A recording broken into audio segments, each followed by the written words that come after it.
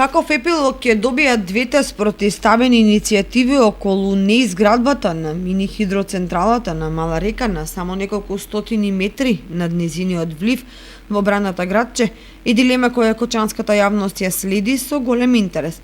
На една страна инвеститорот, кој во изминатите години успеал да ги помине сите пречки за да ги добие потребните документи за градба. На друга се екоактивистите кои преземаат конкретни активности да ја спречат реализацијата на енергетскиот капацитет.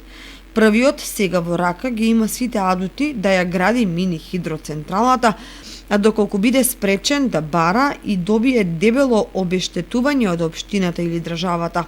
Адутот на вторите е заштита на природата, на животната средина и на здравието на граѓаните. Во овој втор екофронт кој се отвара во Кочани, битни се неколку прашања. Ако се гради енергетскиот капацитет, релевантна институција треба да одговори каква заштита може да обезбеди и какви најмали последици ќе предизвика врз околината. Ако не се гради, кој и колкав износ на средства ќе му плати на инвеститорот и кој ќе биде одговорен за неодговорноста.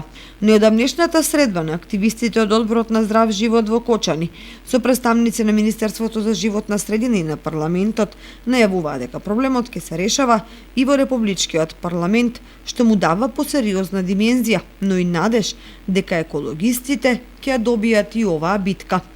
Исходот околу реализацијата на мини хидроцентралата на Мала река може да има пресудно значење и врз двата енергетски капацитети на голема река, за кои во оваа фаза малку се зборува, но порано или подоцна ќе станат актуелни.